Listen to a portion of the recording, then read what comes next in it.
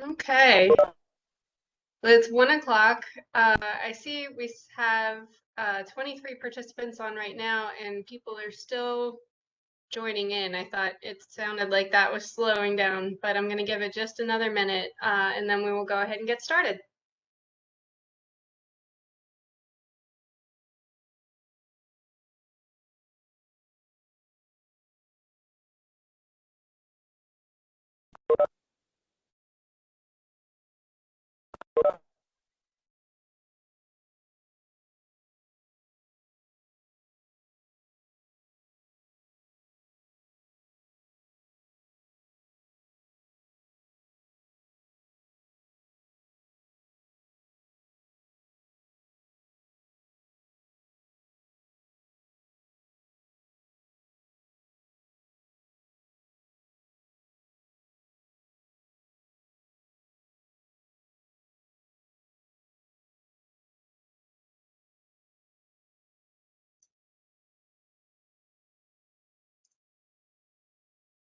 Okay, I think we're going to go ahead and get started. So my name is Jen Nelson, and I serve as the Executive Director for the Delaware Association of Conservation Districts. And welcome to Session 4 of the Tax Ditch Modernization Work Group, Changing Land Use, Tax Ditch, and External Agency Approvals. In this session, we'll be utilizing the expertise in this work group to review, discuss, and solidify a comprehensive list of external agency approvals that impact tax ditches. We will also provide an overview of the plan review process implemented by the DNREC Tax Ditch program on behalf of tax ditch organizations across the state for those plan review requests that make their way to their office. This will include going into some detail regarding the considerations made to help define the scope of our reviews and comments that can be made or anticipated for the requester. More often than not, proposed plans that are reviewed and considered feasible require a court order change, or what is commonly referred to as a COC, before they can be constructed, or obtain a letter of no objection, or LONO, or LONO, from our office on behalf of the tax ditch organization. As a result, we will be providing an overview of what a COC is, how they are processed, and define what a letter of no objection, or a LONO, is from our office and what that means. In the latter half of the session, we'll be breaking out into groups to discuss the review and or approval process that your agencies implement to consider where, when, and how tax considerations are made.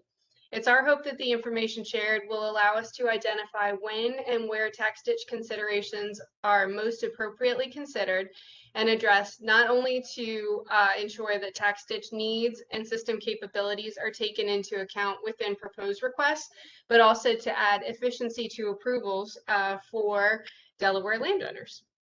We'll wrap up the session with a discussion on what tax ditch modernization means to you and to your agency. Today's session is our midway point of our scheduled meetings, and a check-in regarding what tax ditch modernization means to everyone will allow us to document considerations for change or improvements that we may or may not have planned to discuss in the work group sessions. So all input and feedback is helpful, as it will help us to set priorities regarding improvements and suggestions made for implementation from this work group effort. We want to make sure that any issues, concerns, and or improvements your agency may desire regarding tax ditches can be considered and acknowledged.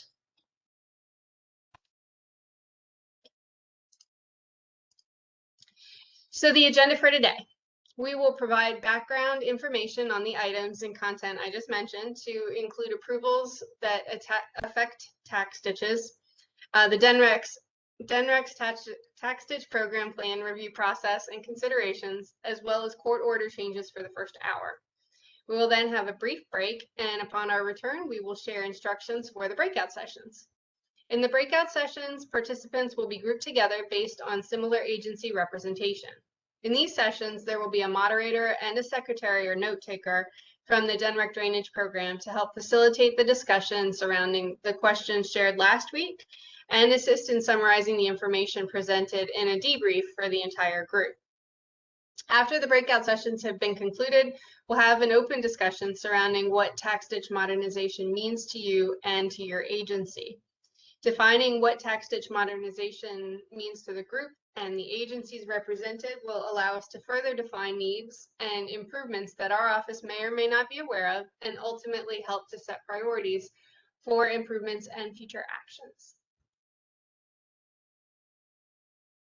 Okay, so polling time. So I'm going to pull up our first poll. It's very important. Let's see. Let me share the right screen here.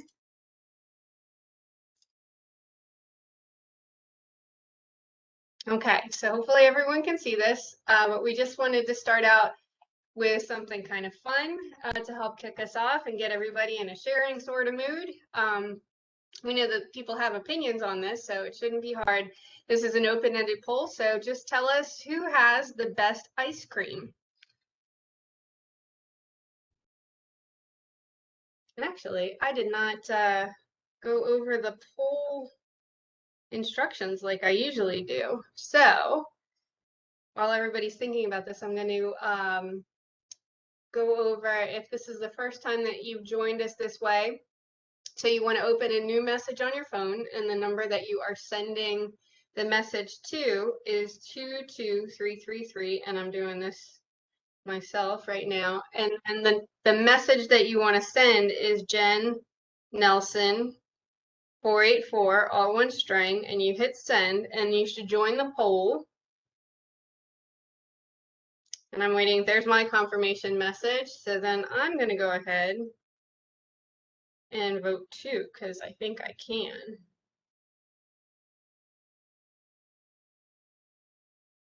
I think I can. Aha. So we've got Emerson Farms, Hopkins Creamery, Baskin Robbins, Vanderwins in the lead. Any other responses? Am I missing anybody? Hello, Hopkins.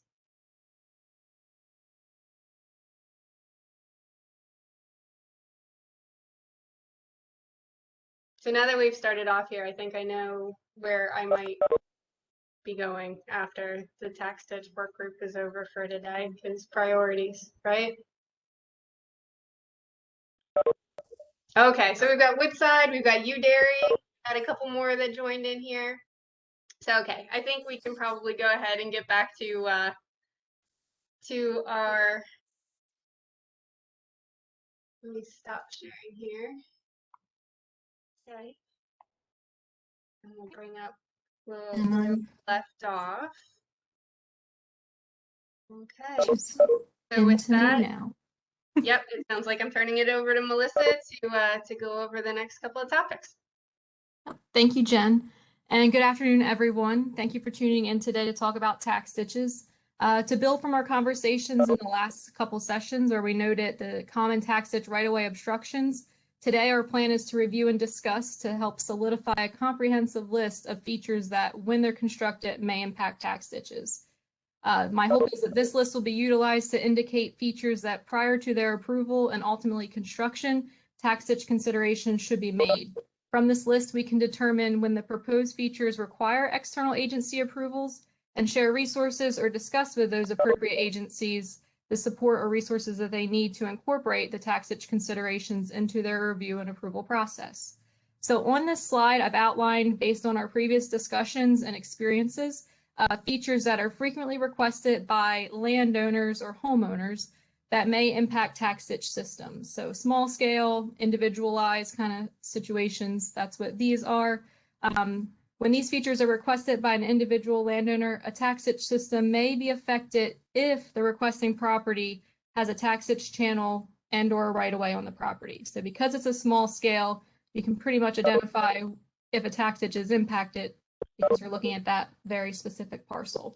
So these items include the construction of a home or additions, constructions of decks, sunrooms, pools, things of that nature, buildings, garages, and sheds. Anyway, construction of driveways, installation of fences, installation of wells, as well as installation of septics. So those are the very specific footprint type of requests that tend to impact tax ditches that we've identified so far. And then on this slide, we have features that frequently are requested by an agency, an entity, or developer for large-scale projects that tend to provide a service to or spans more than one property. Developments may start as one property, but the intention is that they're going to be subdivided. So those types of things would be in this category. For most of these, the request only has the potential, again, to impact a tax ditch system if the location of the proposed project has a tax ditch channel or right-of-way on that parcel or parcels. But stormwater infrastructure, which I kind of designated in a darker green color here, just as a reminder, may impact a tax ditch system if the proposed project is located within or even at times just adjacent to a watershed boundary, tax ditch watershed boundary. And this is because additional waters or direct impacts like outfalls into the tax ditch system may result from that type of proposed activity. So some things that may be included in these types of requests include installation of utility lines and associated components. So, you know, like phone boxes and things like that, not just the line that's been run. Sewer lines, water, electric power, gas lines, cable and phone. Also, some things that may be impacted are private or public roads, their curbing, guardrails that may be associated, and then stormwater infrastructure. And by that, I mean stormwater ponds, retention ponds, swales, anything of that nature that is paired with a development activity. Okay, so we have time for a quick poll to try to gather the information that we're looking for to get this list together. So Jen, there should be a poll on your side. Let's see. Okay, I just want to make sure that I select the right one because I think they're out of order on my. Okay, yep. They're out of order on my list there. So I'm going to pick the right one and then I'll share it.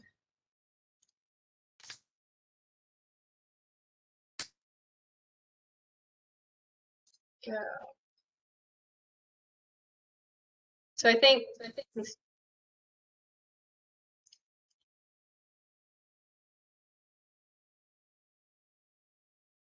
okay. Did I grab the right one? Tax ditch considerations be considered? No, it would have been listing any items or features that may impact that we missed on those lists. I don't know Okay. if that. So you guys got a preview of of what we have coming up later, and it doesn't look like. Let me do a quick one here, real quick. Or if people want to, you can feel free to unmute yourself and offer anything up while I'm taking care of this. Yep. We're basically asking, based on the two slides that I just shared, is there any feature or structure that we missed that should be on this comprehensive list so then we can identify potential approval agencies to coordinate and collaborate with. So. This is Rick. I put, can you hear me? Yep, we hear you. I put in the chat about, you had that one slide in the last presentation about the garden and landscaping that landowners will put in the right of way. And we had that issue come up on one recently that was being mowed. Okay. They'll plant their landscaping right up against the ditch. Yep. I've jotted that down. Then it comes into the tricky part of figuring out whether or not certain things even require approval, which is part of this conversation too. That Yeah, I wasn't sure if that would fit. I wasn't sure if that would fit. Yeah, that kind of happens after, but yeah. All of it is important to have in front of us so that we can figure out a path forward. So anything is appreciated. Thank you, Rick. But that's important because I still see on new construction projects, when I used to be on the Urban Forestry Council, they'll still plant landscaping and tall trees under the power lines. So, and we know that's not a good idea. Yep.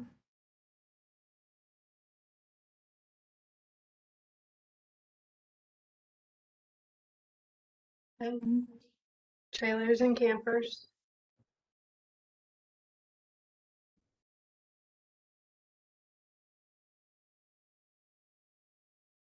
I can leave this open too if we want to, if people think of any, that you can drop it in the chat or send it in this poll question, and we can go from there.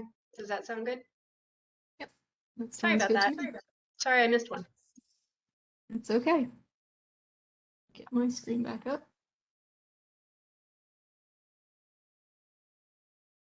Okay, so now we've identified at least a pretty good list about things that typically are erected in the tax ditch right away or in the watersheds that might impact the tax ditches. I want to take some time to talk about plan review processes that are implemented by our program. So the Denmark Tax Ditch Program does receive plan review requests from some agencies across the state.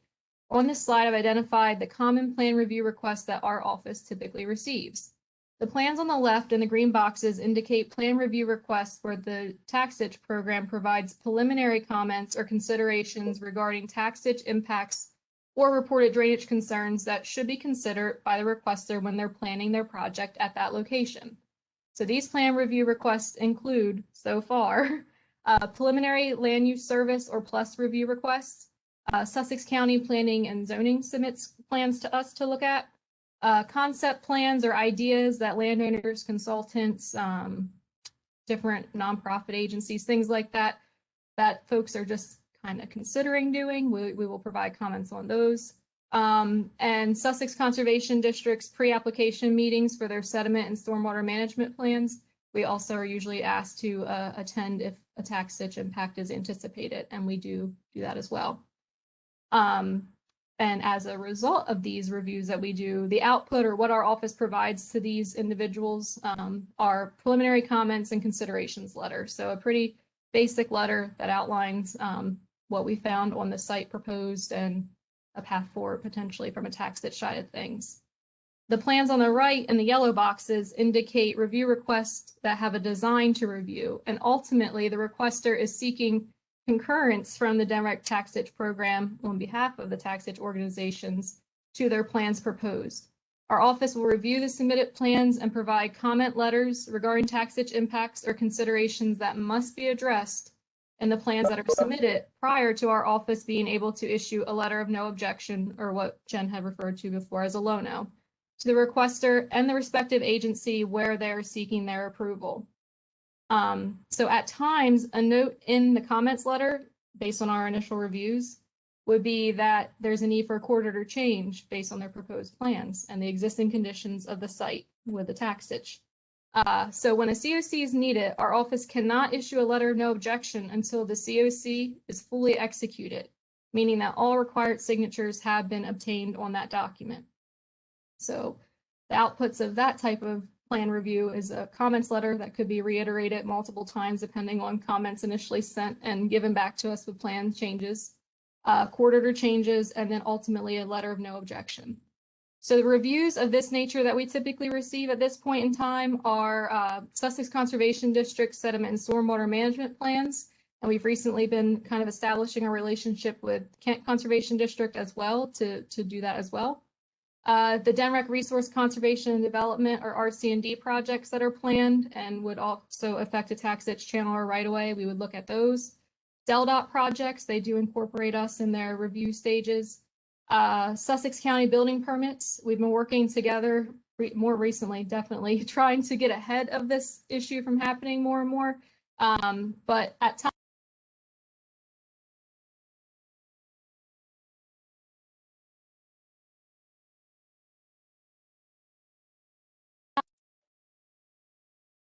was I muted that entire time?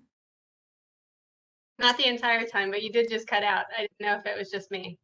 Weird. Okay. No, I didn't touch a button or anything. Okay. So did I indicate the different outputs from a plan review? I think that was about when you started to cut out. Okay. Okay. That gives me a point of reference. So when we do a plan review, the outputs that we provide are comments letters to the requester that helps to highlight the tax ditch impacts that need to be addressed before they are, before we can ever issue a letter of no objection. At times, from the comments letter, a court order change may be a note that's added So we have to make sure that that gets executed as well before we can issue a letter of no objection. So from our more thorough plan review of a kind of sort of shovel-ready project, maybe not quite, but certainly more time's been invested, those are the types of things that we can provide to the requester. The plans that we typically get right now are the Sussex Conservation District sediment and stormwater management plans, and we've recently established a relationship with Kent Conservation District as well to offer this service. The Denrick Resource Conservation and Development, or RC&D projects that are planned that would affect a tax ditch channel or right of way, we would take a look at those before they go to get a permit. DELDOT projects, we are involved in their review process. We are an agency that's contacted for comment. Sussex County building permits, we've been working together a lot on this, trying to get ahead of buildings being constructed before, we're trying to get ahead of buildings being constructed in the tax ditch right-of-ways by looking over permits that are applied for before they're approved. But at times that doesn't always happen, so we're still working through that. And then proposals or site plans that are submitted by the landowners. Okay, so hopefully I summarized that or caught myself back up.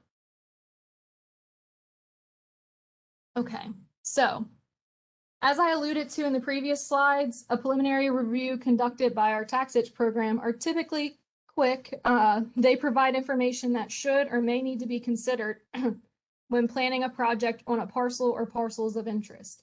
The information that's shared regarding the project site include noting the tax ditch watershed that's affected, the presence or absence of tax ditch channels on that parcel, the presence or absence of tax ditch right-of-ways and their associated extents, summarizing any reported drainage concerns that the Denrick Drainage Program is aware of on the site or nearby vicinity, as well as conditions or stipulations that may affect the parcel of interest based on any previously executed court order changes. We also share standard guidelines or information regarding tax ditch impacts to help prepare the submitter for future consultation that may be necessary as they continue to plan and design. So if you're an agency that has a need for this type of preliminary comments regarding tax ditch impacts, our office can repeat this process as outlined if that's needed. Okay, let me take a drink because this one's going to be more complicated. Okay, so for those plan review requests that are ultimately seeking a letter of no objection or a low no regarding tax ditch impacts for an external agency's approval, this is the process that the Denrick Tax Ditch Program implements. To initiate the process, a requester completes a land development request form, which is found on our Denrick Tax Ditch Program's webpage, and submits the form and any associated or relevant documents to our office. Our office will then request of the external agency where the requester is attempting to obtain their approval to share with us the site plans that they have in their files for the proposed project. We do this to help ensure that the plans reviewed by our office are current and the same plans as those under review at that external agency.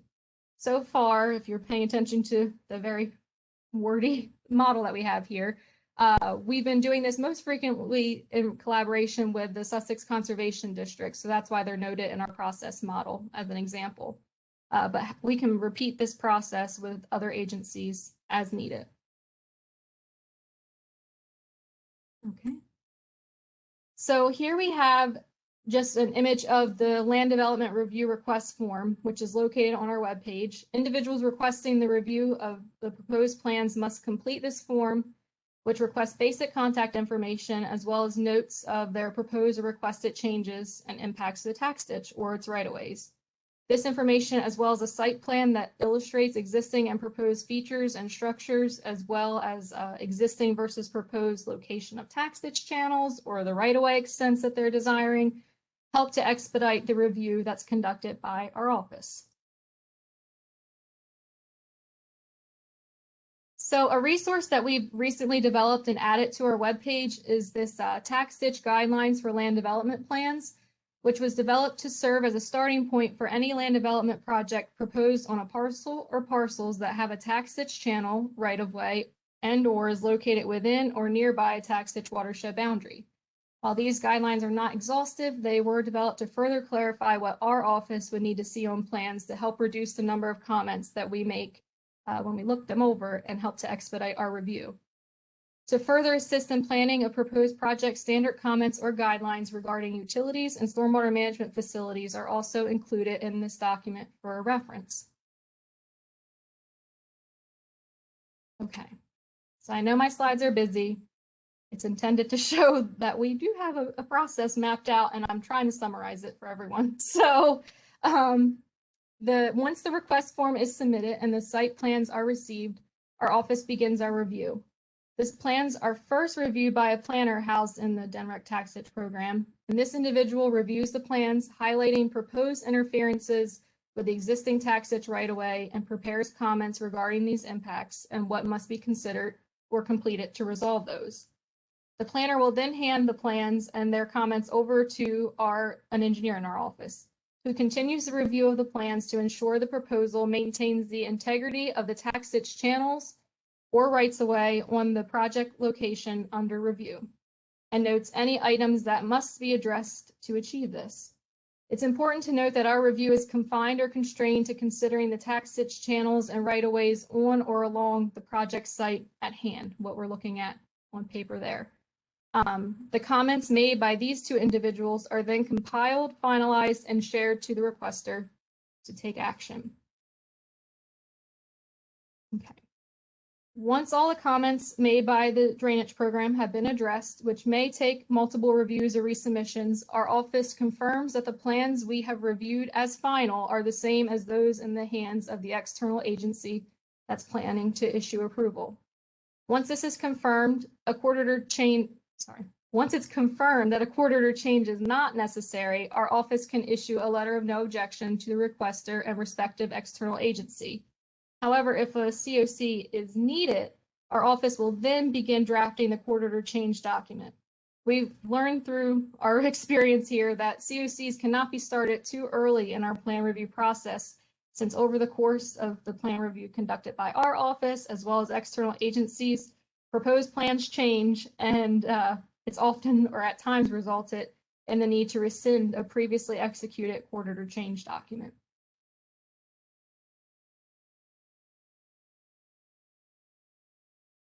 So what is a letter of no objection? Since the DNREC drainage program is not a regulatory agency, we do not issue permits. However, to help ensure taxage impacts are considered for proposed plans, we review the submitted plans and provide a letter of no objection when all taxage related comments have been made and addressed. We only issue a letter of no objection when comments regarding the taxage impacts have been addressed, which may include executing the court order change. The low no is intended to acknowledge the proposed plans have no anticipated negative impacts on the taxage channel or system where that project is. The contents or information noted in the low no serves as a reminder of the taxage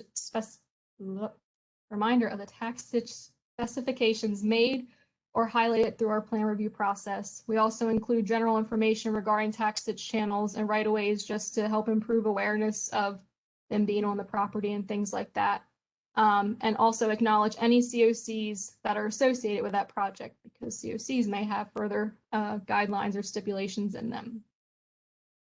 The length of time to obtain a letter of no objection is variable based on the site plans and content that's submitted to our office, our current queue, but when a proposed plan does not require a court order change, a low no can be issued much more quickly. That takes out a whole additional process out of this timeline.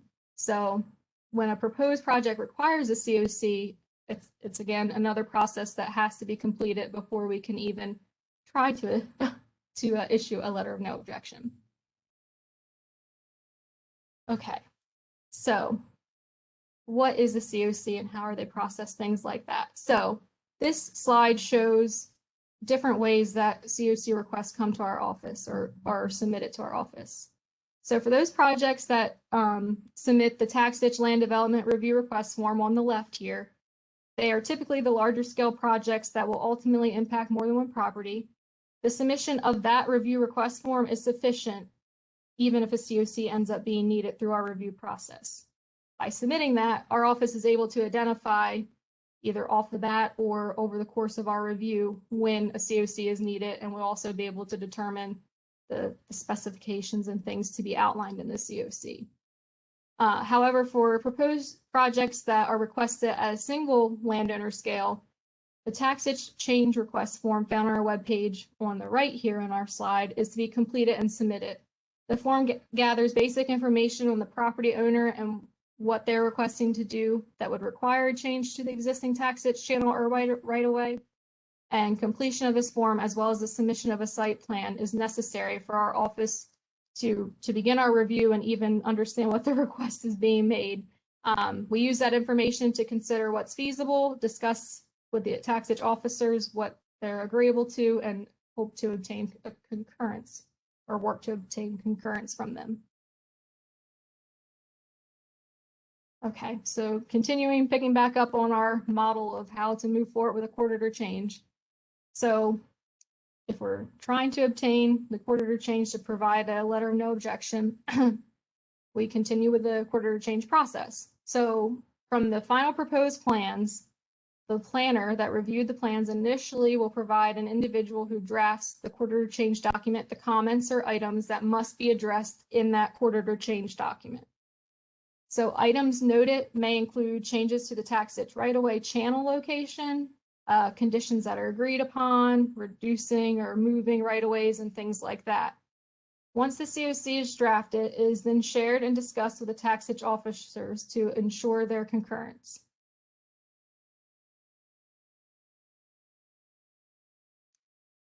So once we have officer concurrence, the court order change is finalized and sent to the requester to obtain all affected landowner signatures. COCs often require signatures from individuals who are not requesting the change.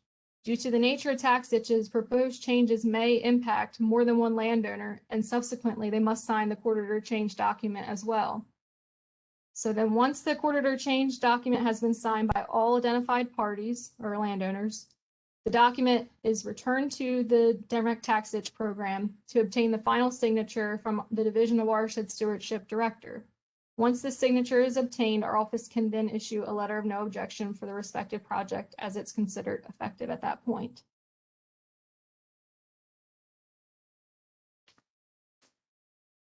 Okay.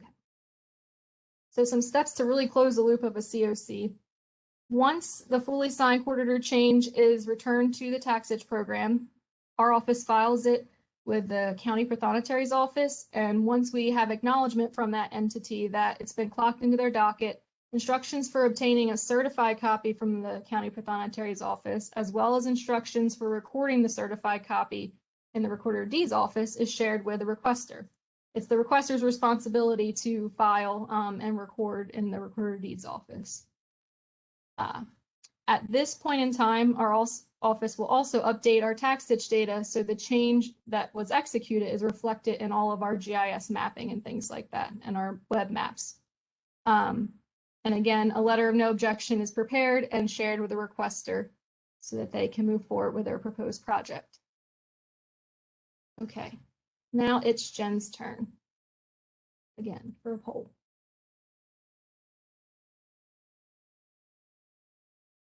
Actually, before we get to the next poll, we had a few questions that came in through the chat. So if we can knock those out for a minute. There's 1, 2, 3, there's 4 that I'm looking at. And so you may have addressed these through the presentation already, but I just kind of wanted to make sure that we kind of ask them specifically. So the first one is, how about landscaping and gardens that are in the right of way?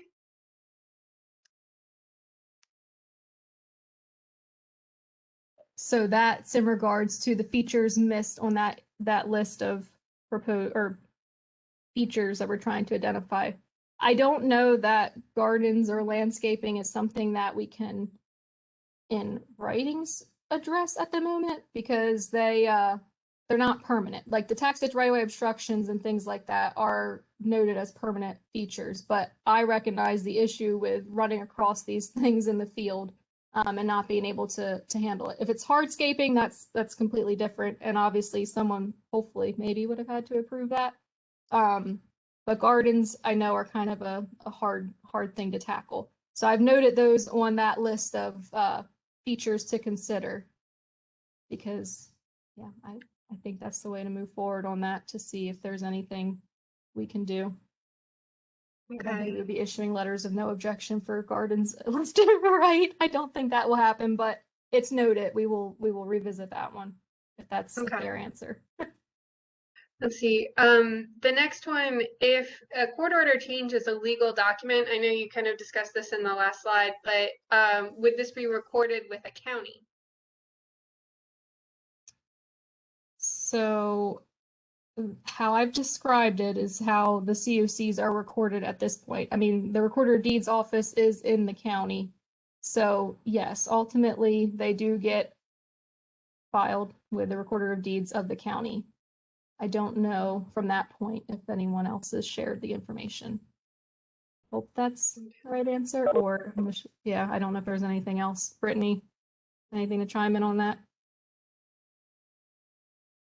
No, I mean, I think between the prothonotary and recorder of deeds, that was, as Michelle, I don't know if she mentioned it last time, but that was trying to get at recording it at the county. Okay. And then two more. I'm going to go to David's question and then Anne Marie's question. How do landowners, individual or larger parcel developments, know they need to complete the paperwork to obtain a letter of no objection? So they are available on our webpage. I guess that's kind of making the assumption that someone knows that their parcel at hand is affected by a tax ditch channel or right of way. We're certainly trying to develop the contacts and the relationships with external agencies to kind of incorporate that into the review process that everyone maybe has in place already, to make it like another checkbox on the list. So I think that's why we're here. We're trying to figure out how to get folks to understand the need for these types of things and for the review to be conducted. So point well taken. I don't know if I have the solution at the moment, because that's where we're headed at with these things. So Okay. And the last one, I saved it till last because I think it sort of leads into our next section here. Would it be beneficial to have municipalities require letters from the drainage program for any permit application that is adjacent to a ditch? So I think that that is a potential option or resolution to the issue, is since we have ironed out a process, if you guys need to, as a municipality, incorporate that into your review and approval, you know, we do have the capability of providing that. I appreciate already defining like adjacent to, because we also can't quite, you know, we'll never be able to look at every single plan that I know you guys come across. But for those that, you know, have a direct connection, we certainly wouldn't mind taking a look, since more and more we realize that court order changes are needed for what people are proposing. So that is an option. So, okay, so thank you for those questions, everyone. And now I can go ahead. I will bring up our next poll. I'll keep an eye on that chat box, though. If there's anything else that comes up, you know, just go ahead and put it in there and we will get to it the next time we have the opportunity. Okay, so here's the one that I brought up earlier. Where should tax ditch considerations be considered? So we're looking at preliminary stages, at the agency approval stage, or other.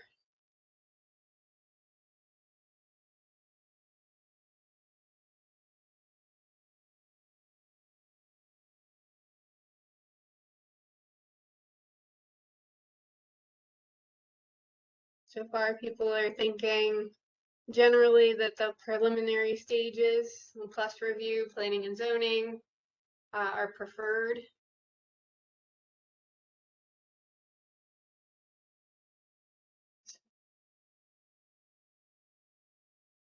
I don't know if the person who has the other answer, if you want to unmute and chime in. You may not have known that I was going to put you on the spot, but feel free. This is Stephen Wright. I would say that you need to do it at both those locations, not just the preliminary or the agency approval. I think if you went agency approval, you're probably too late for certain folks. And if you go preliminary, you might miss it in terms of the actual approval. So ideally, I would say A and B. So that's what I was giving C. Instead of D, there was no D. So I went C instead. Fair. Thank you for that clarification. There's another vote in the chat for both A and B too. Okay. So, okay. So as with the other one, I will go ahead and leave this open until we get to the next poll. If anybody hasn't had a chance to chime in yet or would like to. But now I'm going to stop sharing so that we can move on. We can keep it rolling.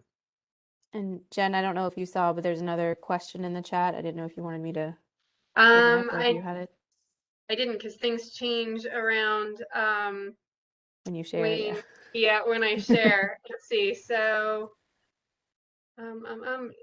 is it Beth? Yes. Okay, where Beth says that COCs are addressed for new developments going through the plus process. Where are COCs addressed for new developments going through the So plus? that is actually clarification and Okay. response to partial response to Anne Marie's question. And you know, I know Plus does not incorporate all developments. Ultimately, maybe county council meetings. I don't know, but we do address them thoroughly in the Plus process. Okay. And we And have to- another comment in there as well. Sorry, go ahead, Melissa. I was going to add to the plus concept. So our office, again, that's the preliminary stages. So it is pretty basic information, basically warning the requester of that property, like if you want to do something beyond, the extent of these right-of-ways or within them, like a quarter to change would be needed. Like this is how that property is affected. A COC would not be processed under the plus review, if that makes sense, because we don't really know what's going to happen. So just to add a little clarity to that, how we review those. Okay. And along that same line, we have another comment. I think this is Anthony. Right now, the process for development would have an issue with another delay, so he tends to like it as part of the plus process as well. Okay. So. Good to know. The bottom line is that with the intensity of development right now, anything that I think delays the review and approval process even further, when we can incorporate it into existing systems, I think would not necessarily sit well with developers. And to be quite candid, I don't have the legal ability to keep defending each of these delays with developers who have much more expensive lawyers than mine.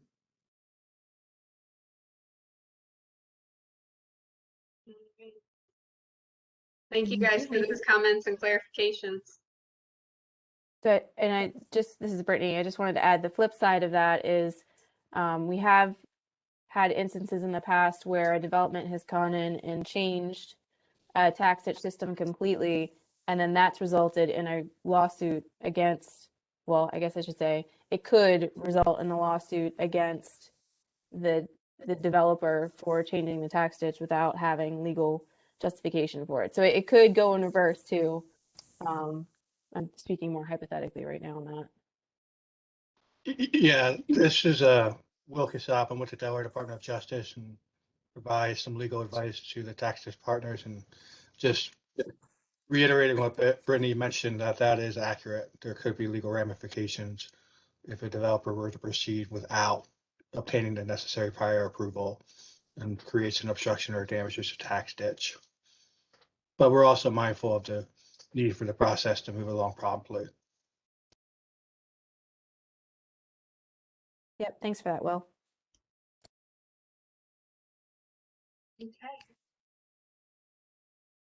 I am currently unmuted. I'm going to share my screen. I wonder if that is like where I got lost last time. So give me a sec. I can hear you now. So Okay. Still good start. hearing me? Okay. Yes. All right. So to chat a little bit more about our plan review process and the considerations that our office makes regarding the plan submitted, I wanted to get into some detail. So our plan review is constrained or confined to the tax ditch channels, right-of-ways, and associated impacts of a proposed project on the property or parcels under review within that specific project scope.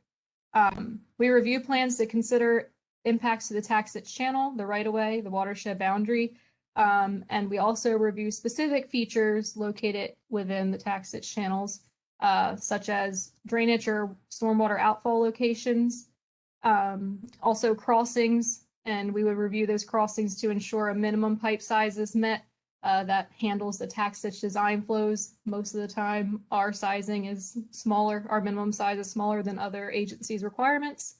And that also, the crossing is indicated to be installed on the tax ditch design grade, so it doesn't cause a future obstruction or, impact on the drainage through that system. Location of existing or proposed utilities. We look at temporary obstructions that may, be put up during construction, like dewatering bags, silt fences, things of that nature, because we never know when the project is going to be fully constructed or, under construction, and that would have an impact on tax ditch maintenance activities. We don't want the tax ditch officers not to be able to move through that area to continue their maintenance that they have scheduled. We do not review areas of the tax ditch outside of the scope at hand, as requests are made by our office. They must be in control. The request made of our office to an individual must be in their control to implement, I suppose, is the answer, or how we have it confined. It's also important to note that our office does not duplicate the review conducted by the delegated agencies like the conservation districts during their stormwater plan review process. Okay. And kicking it back to you, Jen, to help facilitate just the conversation. So, you want to take it?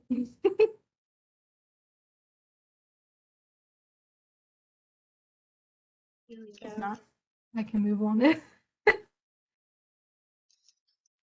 Well, I think we had one more question that came in the chat here regarding past approved changes to the tax ditch channel, whether they're recorded, is there a data gap?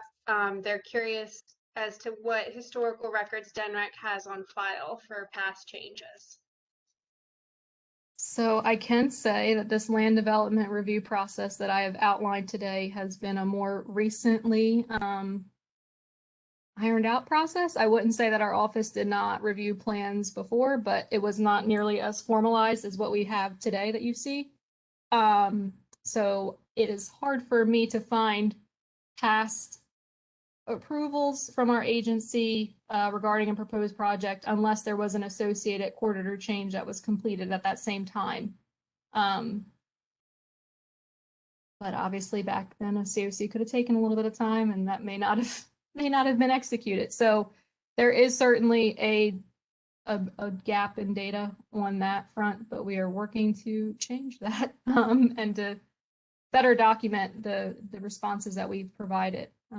And further document it in COCs when they're needed. So that will help to address that. Okay. Okay, well, I think, let's see, there's another one that came in. If temporary ESC controls were needed in the tax ditch for construction, would you defer to the districts in determining the appropriate BMPs? So I understand that it would potentially be needed anyway, like an erosion and sediment control measure. And I think we've been trying to work with the districts in a proposed plan forward. So if someone needs a silt fence, like maybe it's an area that we can still have the tax ditch contractor navigate through. I don't know, Amy, if you have any, as you typically do the reviews, I know you're on the line. Do you have any comment to add to that? I would just add that we try to just ask them to minimize the amount of time the control needs to be there. Don't just install it and forget about it and leave it there indefinitely. We're not going to dictate what controls the district needs to or approve. We just, if it has to be there, just try to keep the amount of time it's there to a minimum to get the work done and then remove it.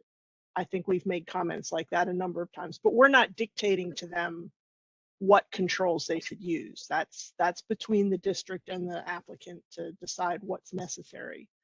We just try to say, if you can keep it back, do so. If you can't keep it out of the right of way, just minimize the amount of time it's there.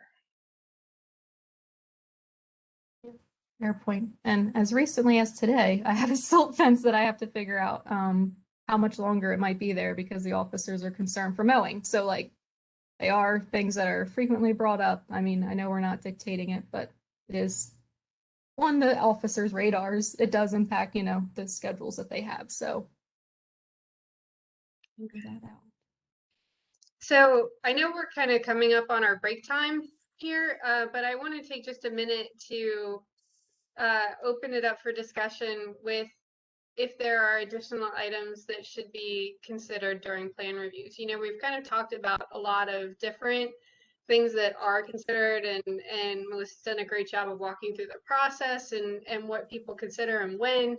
But I think, you know, we have a few examples up here of things that really are kind of outside of the purview of these considerations so far. Looking at you know, especially here in green, I'll go ahead and read them off for some folks on the phone.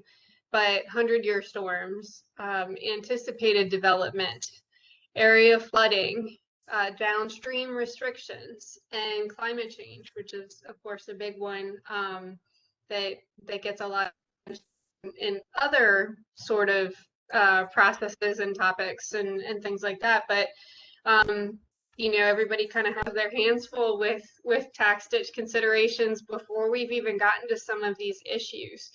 So I just want to put it out there to get people's thoughts or feedback and input on some of these additional items, and then we will go ahead and take a break. I think we've got some room on the other end of this, you know, that we can eat into this a little bit right now.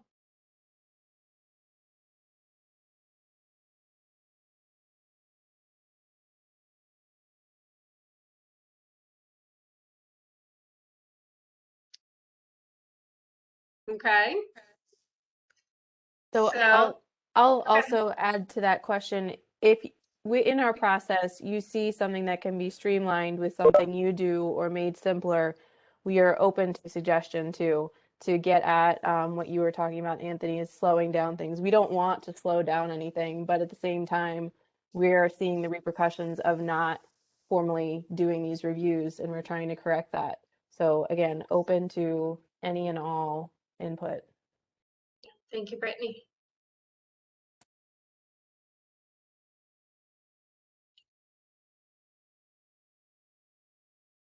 Okay.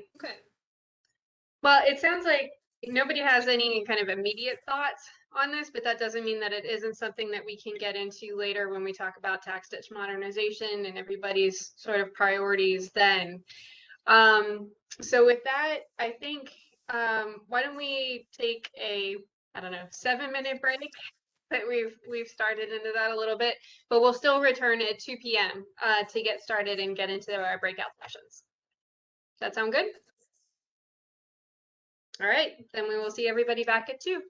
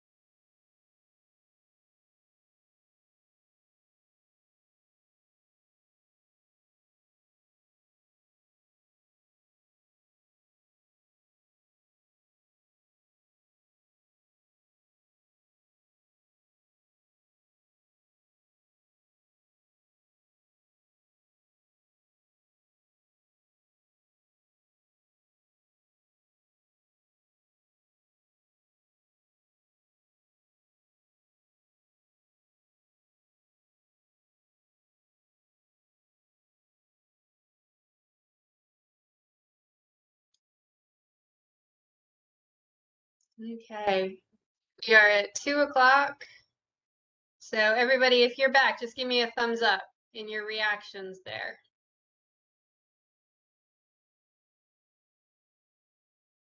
Let's see, we've got a few. People are still kind of slowly trickling back and joining us. At least we have all our moderators and our recorders, it looks like. Okay, so I'm just going to go over real quick. We had another question from Nancy in the chat, so I'll look at that real quick, and then I'll start the talking about the breakout sessions and setting us up for that. So this past week, Little Bay tax ditch officers and local HOAs were presented preliminary plans for a bike path along Double Bridges Road over the tax ditch. In the presentation, a bike lane was to be constructed rather than enlarging the current bridge on Double Bridges Road. How much in the loop is DENREC drainage on such preliminary plans for the many planned bike paths tasked to DelDOT bike program under Anthony Alia? What impact on tax ditch right-of-ways do you anticipate?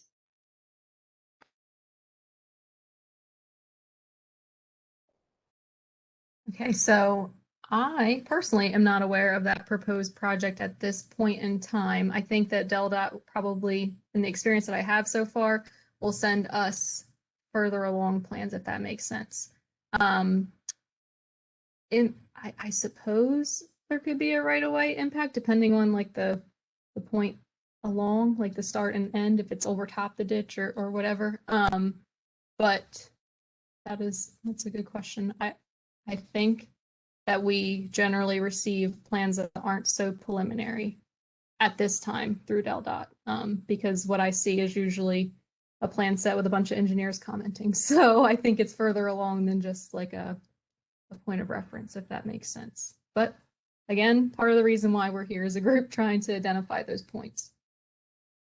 I don't know if anyone else, I know Amy, you guys are the ones that actually review. I don't know if anyone knows something that I don't know and can share. I haven't seen anything, but I think you're right. We get plans that are much further along in the process.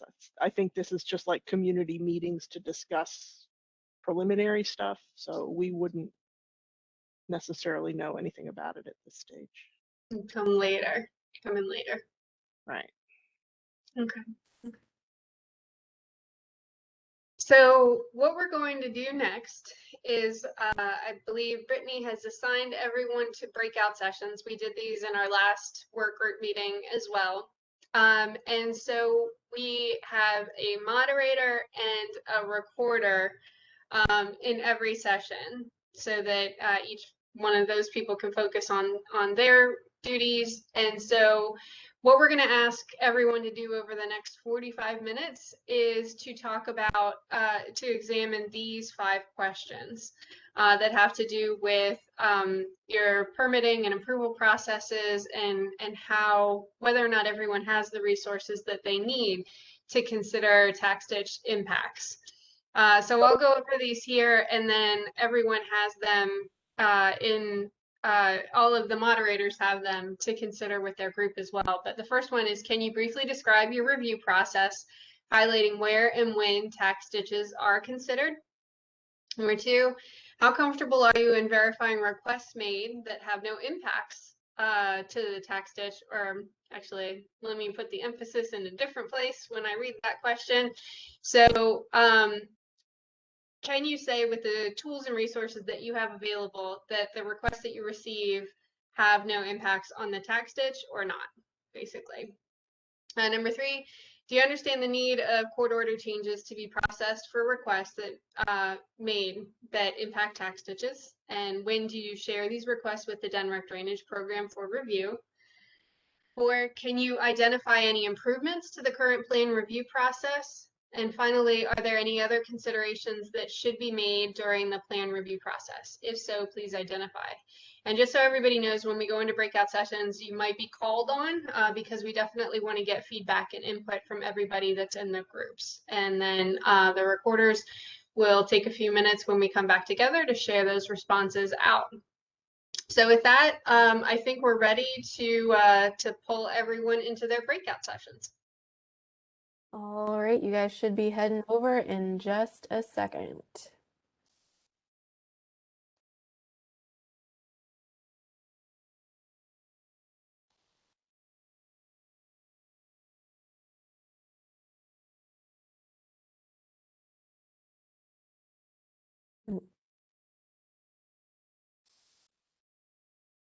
Melissa, are you over there yet?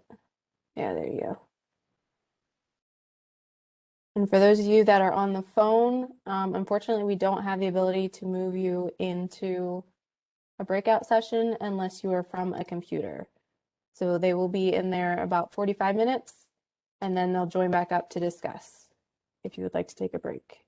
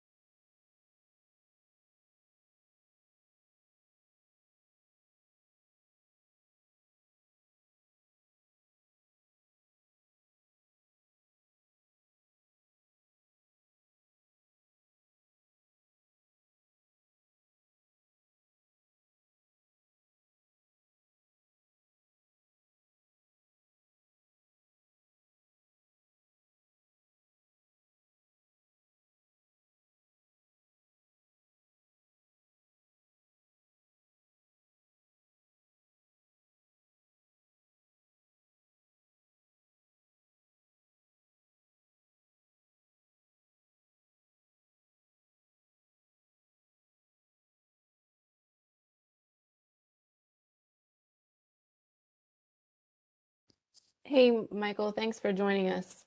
We're currently in breakout sessions. I can go ahead and put you in one.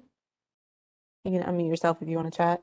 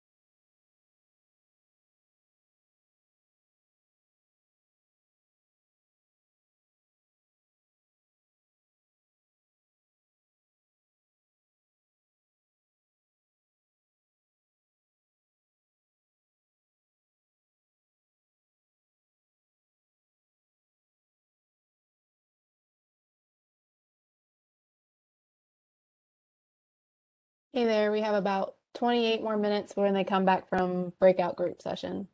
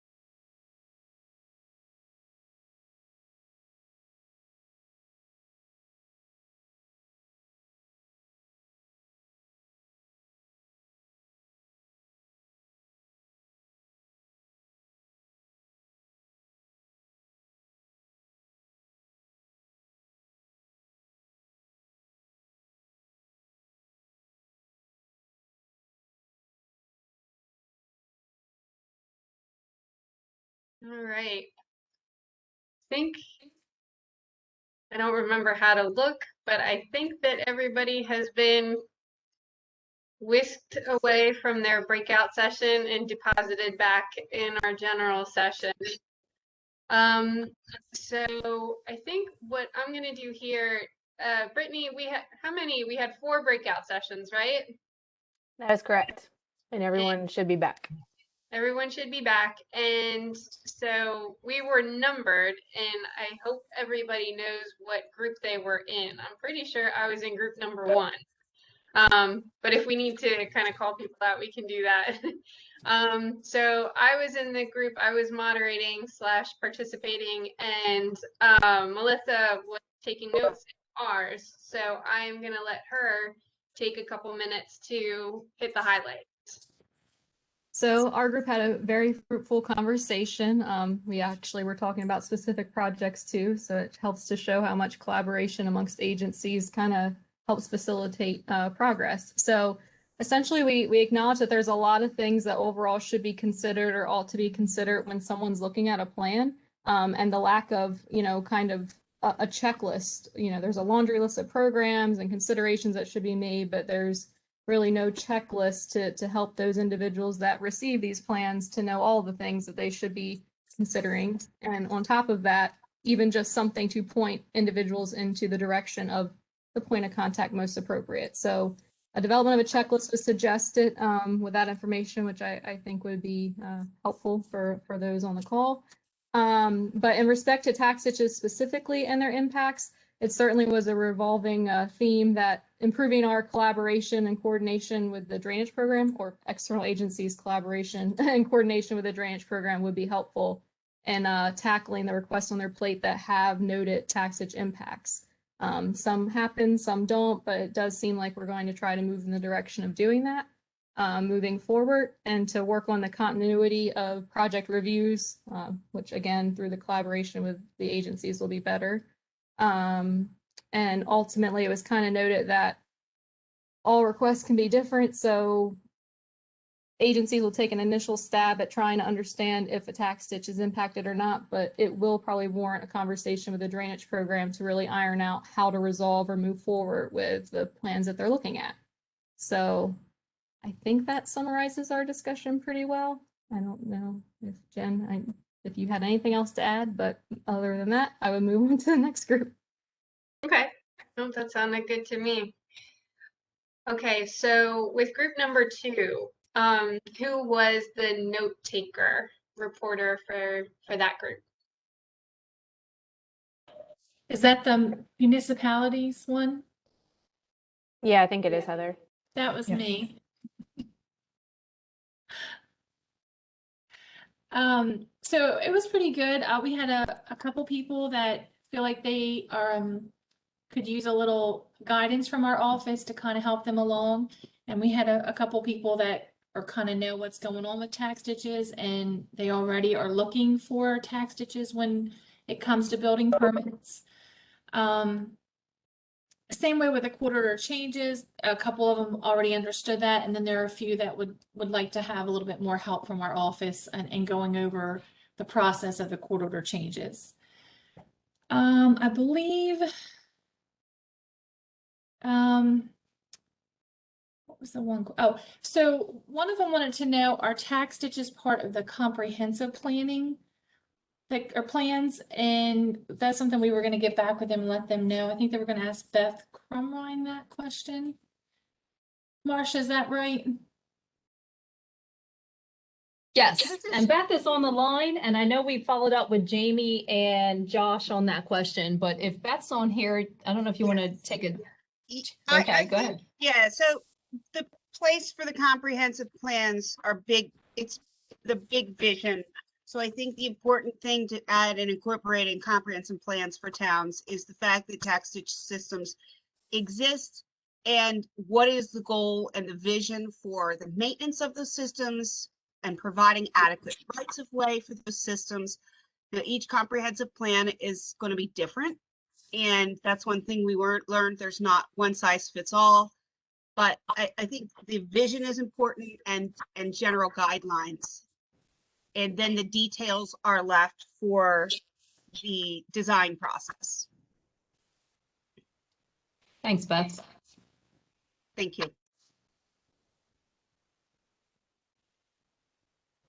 Let's see. Okay, Heather. Let's see. So, for our third group, let's see.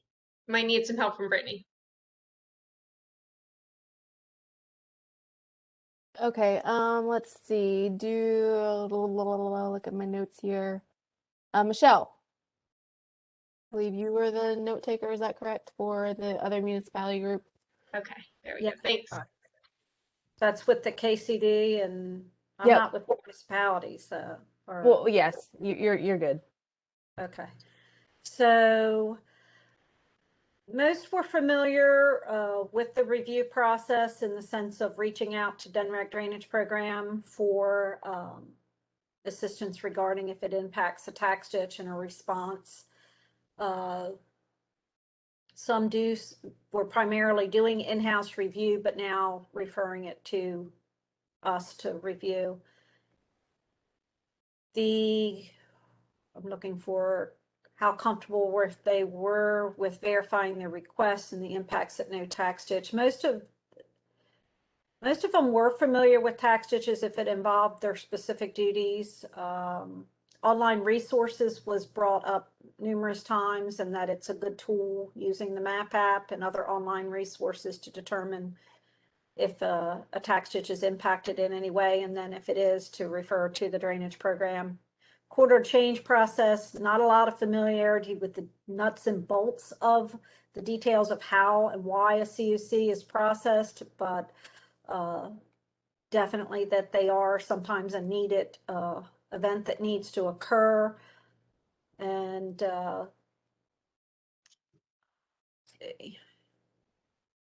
verifying improvements would be education, more outreach and education, and possibly develop a list of municipalities that could request we could get the information to, or they could get the information from us. They've seen a lot of improvement with the cooperation between the various agencies and the drainage program. That's mostly what I have. Okay, thanks, Michelle.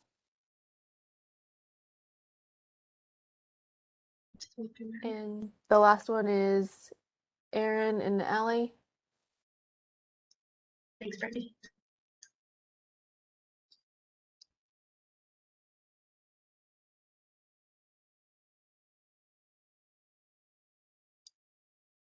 Aaron, if you're talking, you might be on mute.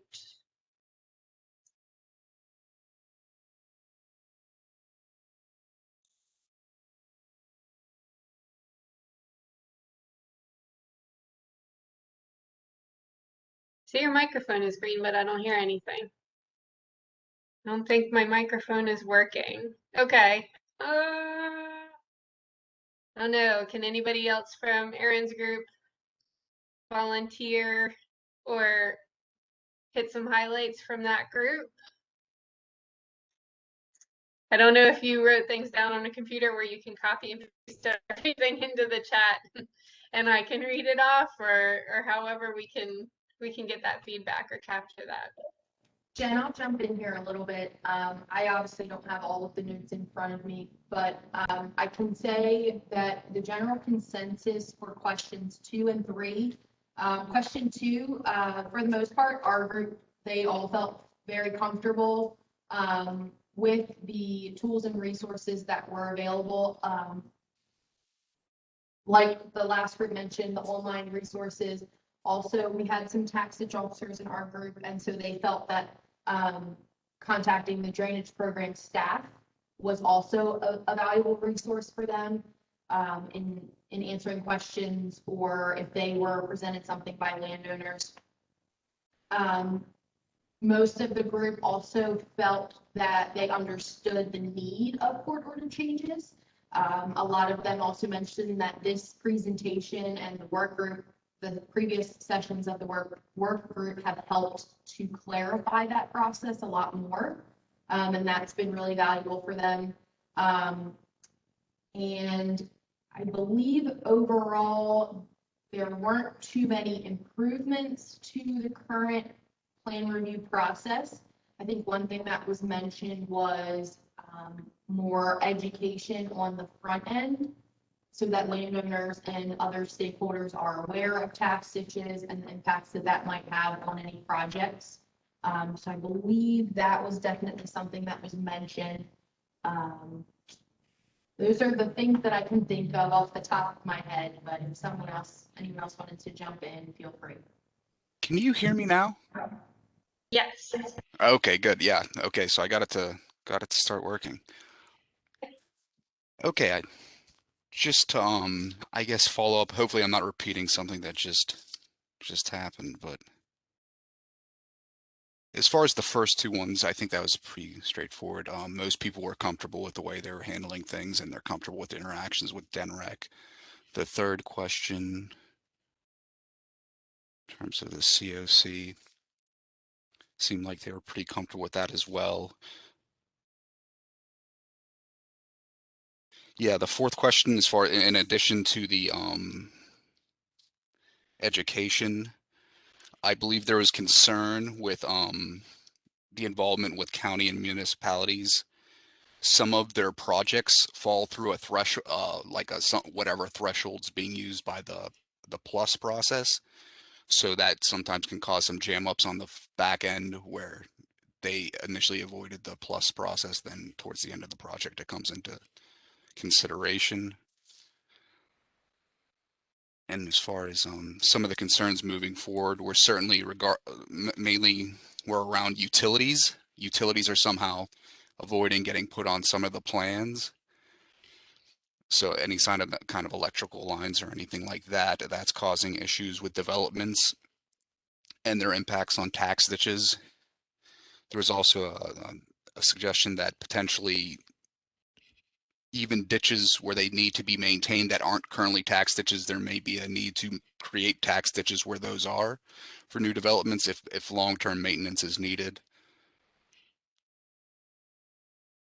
And one of the other major concerns moving forward, especially in Sussex County, is water quantity and stormwater facilities discharging into tax ditches, considering the increase in pervious surfaces and the fact that these ditches were only made to handle a 10-year storm event. There could be conflicts with that, especially considering the long-term models predicting increased rainfall events.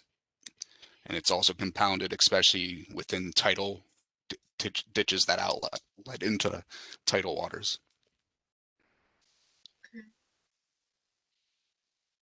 Good. Thank you. Okay, so it sounds like everybody had a good and robust discussion. It sounds like there were some common themes there. Group 4 maybe got into a couple of considerations, new considerations that didn't hear from the other group, but those are good, and we have captured that. But we definitely heard a lot of notes on education and outreach, that we have kind of a mixed audience in terms of experience. And so for people who have been around a while, that have familiarity, you know, the resources are there and everybody kind of knows how to take advantage of them, but especially with some new people, and especially if there's turnover in programs or municipalities or something like that, that having kind of maybe more structured education and outreach, and some of those tools to be made available will help some with continuity there, and really making sure that that process and those contacts are nailed down.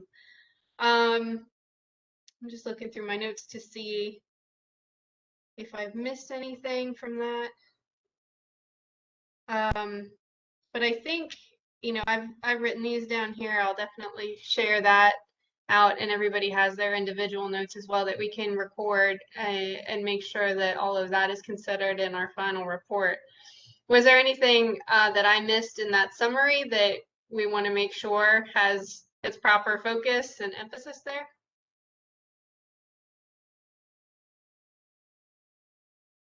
Okay. That sounds good. So the next thing that we have is another poll to get us started. We're transitioning now. We talked about this a little bit at the beginning, where we want to make sure that we understand what people are thinking of when we talk about tax ditch modernization and what are everybody's priorities in participating in this group, and just to get a sense of what that terminology, the goals and your focus for participating, what that means to you. So I'm going to go ahead and open up another poll.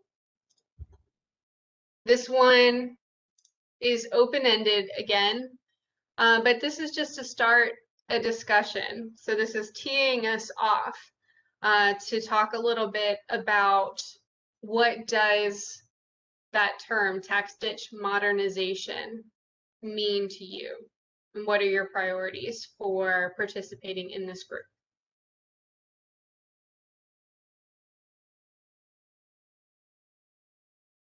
Can everybody see my screen? Yes, yes, we can. Thank you. Oh yes, thank you. The reactions. I need to keep remembering that those are there with the thumbs up and all that.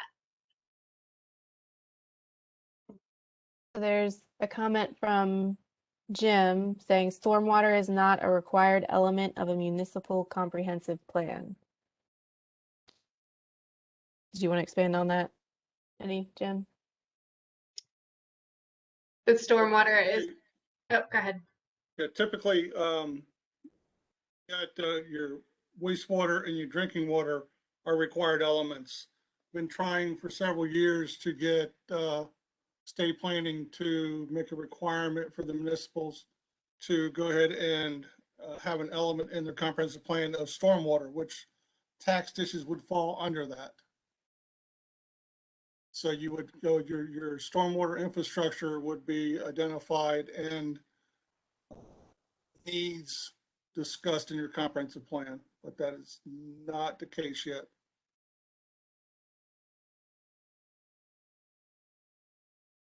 I'll keep trying. I just realized that I hadn't closed the other poll yet, so it was still multiple choice. So if you tried to answer and you got an error message there, I fixed it now. Try it again.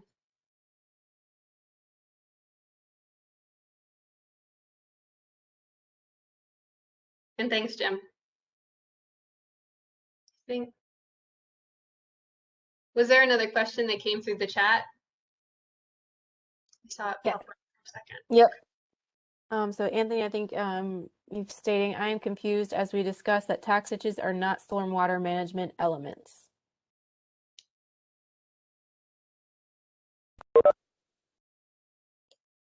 But they are stormwater infrastructure.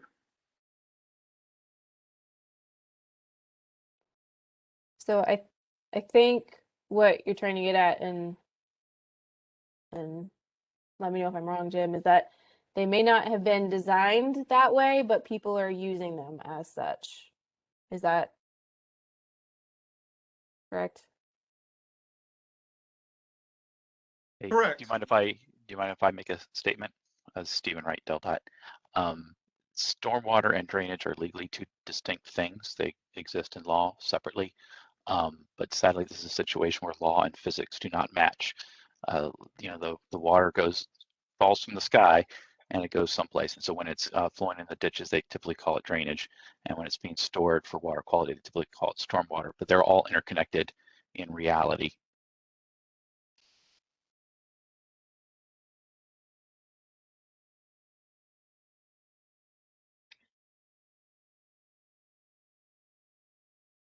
Let's see. So I'm going to read off what we have so far. We have funding, drainage codes, looking 50 years into the future and planning for these changes now, maintaining, reevaluating designs, adapting tax ditches to current development needs, need to address organization structure and participation, new regulatory approach to close the ag and development gap, want to learn more about the existing program and provide feedback in how to help streamline the process. Let me give this one, I'm going to give it just another minute because I think what these are kind of topics to tee us off and get people's feedback to dig into some of these responses specifically.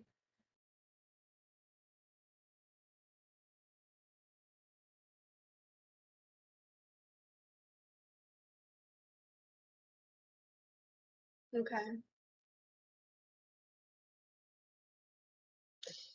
Now I do, for this next part, I kind of want to be able to have everybody in our Brady Bunch sort of organization and cameras on where we're having more of an open discussion. So I do want to not close the poll maybe, but I want to stop sharing the screen so we go back to where we're without something being shared and we're just looking at each other. But I'll refer back to these topics that people have identified to get us started. Okay. So I'm going to start from the bottom and talk about funding. So when we're looking at tax ditch modernization, you know, what are the funding needs that we need to consider, or what needs to be modernized, I guess, in terms of funding sources, funding amounts, funding. So can anybody kind of expand on that? I can't think of the word that I'm trying to.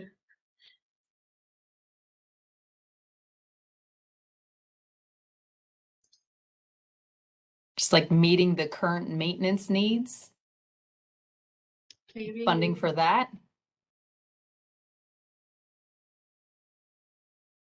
Are we modernized if we just have more funding? No.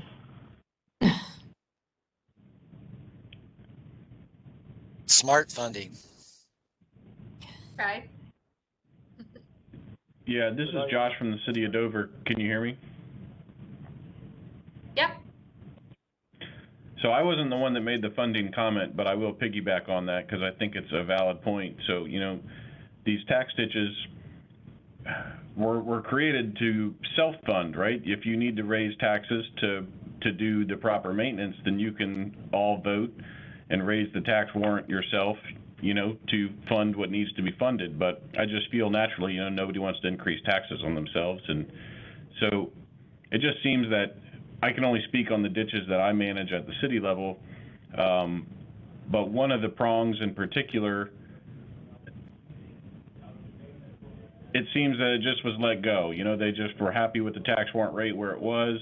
We're not bringing in enough funds to even take care of the basic maintenance that needs to be done, let alone the major maintenance, the dip outs. So I almost feel like when it comes to funding, if DNREC or the state or however that could work out, if we could work out what funding we need to get back on track and get that supplied to us through a grant or whatever the case may be, and then we develop a long-term plan to where this money is going to get this ditch back to where it needs to be, and then we make a long-term plan to how we're going to fund it to upkeep it from here. Because there just seems to be a gap. There's definitely a funding gap, and I'm sure I'm not the only ditch that's, you know, been mismanaged in the past, to where you have this funding gap and you're never going to have the money that's needed to do the maintenance. So somehow we're going to need to make that gap disappear from help from somewhere. Gosh.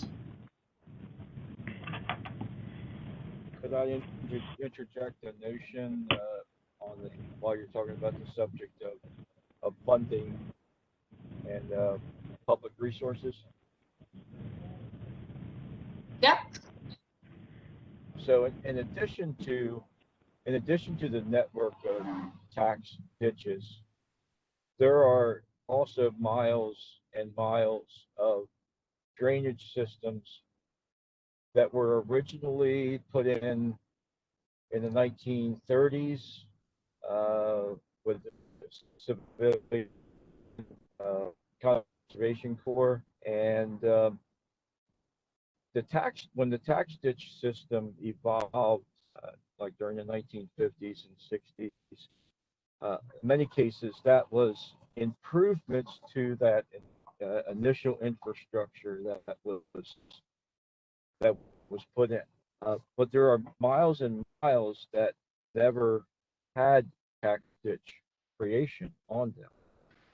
I would hope that somewhere along the way, as we talk about tax ditch modernization, that we could report out from this work group that there is a need to revisit the regulatory requirements of either being able to create new miles of mutual benefit tax ditch networks, and/or the need for more dollars devoted to infrastructure and a way of educating and convincing downstream property owners that they owe some responsibility to upstream property owners to allow access to be able to improve or maintain drainage infrastructure, stormwater drainage infrastructure that hasn't been maintained or improved since the 1930s. Okay. Thanks, Richard. Jen, this is Joel. Hey there, Joel. Hey, I'm sorry. Dan stopped by and I was signing some checks for the office, but could you repeat the original question? I want to make sure I understood it before I respond. Well, right now we were talking about funding, and I think as whatever anybody else had as far as tax ditch modernization and what that means to you. So like we had started off on the funding topic, but it can be anything. Okay, then I have two things. First of all, most tax ditches around here, you're probably one ditch collapse away from breaking whatever money you think you've got saved up. I know we experienced this ourselves. I see Michelle in there. She probably knows what I'm talking about. We came close. We thought we were pretty good. You know, we have enough for standard maintenance every year, but then we had a bank collapse and the prices we received were, I mean, it was just overwhelming. We were going to have to get a loan. But fortunately we came up with a way to get through it and it looks like it's working fine. So that answers that. So I don't know how much money everybody's got in their account, but believe me, once one of these things happen, it'll take all your money. It'll take it all. Secondly, I'm trying to figure out why, since I've been on the board, I don't really realize how the funding comes in, but I can't understand why. Oh no, you cut out at like the worst time. You can't understand why. I cut out just everybody's got circles going around their head, and I figured you lost me. Okay. I can't figure out why when the state funds comes out, it's divided evenly among the counties. Okay. And you froze again. It must be an act of God here trying to stop me from saying that. I can't figure out why the funds are delivered evenly throughout the three counties when Sussex has the most tax ditches in it, and we desperately need our fair share of funds. Okay. And Jen, you've still got a circle. Did everybody hear that? I did. Yes, we heard. Yeah, so I'm just trying to do with the figure out why is that, and who can try to explain to me how that's fair. Could have something to do with the number of legislators in Newcastle County and the power on the appropriation. But how does that make it fair? I'll repeat the question. How does that make it fair? That may be why but how does that make it fair? Now, in fairness to the people who are on the phone here today, like, I don't think that anyone in the drainage program made that particular decision. So I think we can kind of note that feedback. And Debbie has pointed out in the chat that Sussex County has 2/3 of the ditches and 1/3 of the funding. And so I think that, that feedback is important and is noted. But I don't think that anybody's kind of prepared to answer like how the fairness of that question, or to speak to the fairness of that question. We can probably look up things to do with history of how that decision was made originally or something like that. But I think it's kind of noted that that's something to look at and examine as part of the process in going forward. Does that sound fair? Or does that sound like we've kind of captured that? I'm just hoping that when this group is done, I guess she's going to report to the secretary, and that's noted that, it's not fair to the taxpayers of Sussex County that if there's funds out there that, we're not all be treated equal. I mean, if we live north of, if you live in Newcastle County, that, you're going to get a lot more for your tax ditch than what we will down here. And, people here struggle, to pay their bills just as well as everybody up there. So it's noted. I just want everybody to be aware of it. And I think that's really important feedback, and I appreciate that and where you're coming from there. Yep. Thank you. And I can find where comments about that are made in the law, and I can share that. I'm trying to look it up right now. Yeah, I'm pretty sure it's a benchmark that, it's not, I think it's probably not changed since it was established, and it just gets repeated over time. Now, that does not answer the fair question at all, but from our perspective, it's outlined for us, and that's how we proceed moving forward. But it's a noted concern, so we can see what we can do with that. Okay, appreciate it. Mm-hmm.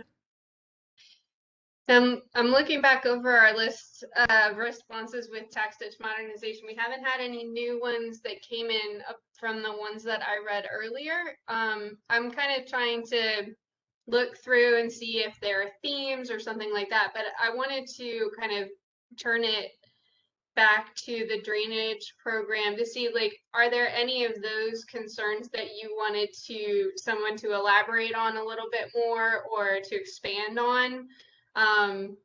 We had things to do with looking into the future and closing the ag and development gap. That was kind of a common theme. Adapting tax ditches to current development needs, which also kind of ties into the one that talks about drainage design. Is there anybody that wants to expand on any single one of those points, or alternatively from the drainage program, do you have any kind of like specific follow-up questions on those? I guess, I'll start with a little bit of a follow-up. So I'll acknowledge that I think changing tax ditch design and things like that is certainly a look forward to modernization and things like that. So we've described how changes can occur, and they do in fact change. The tax ditch locations, sizes, things like that do change on a project-specific basis through that process we outlined today. Do you guys, as a group that are opposing this, think that that's something that the drainage program is taking on, or is that the assumption that we can take that on? We allow things to change, but where should that change originate, in your opinion, that this is being brought up? Like, am I making sense, Brittany? You usually can understand what I'm trying to get at.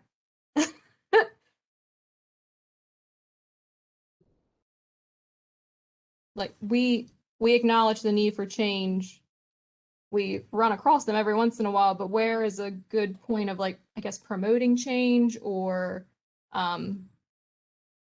I think everyone here now at this point knows that, drainage program doesn't control how the ditches necessarily operate or are located. We can make accommodations and things like that through the proper legal channels. So yeah, I guess that was it. Like, any thoughts on that so that we can really flesh out what design changes may look like, where they may occur, stuff like that.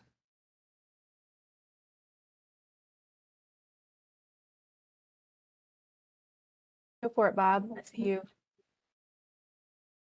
I think you're muted. Might be double because your microphone is green, but we can't hear you.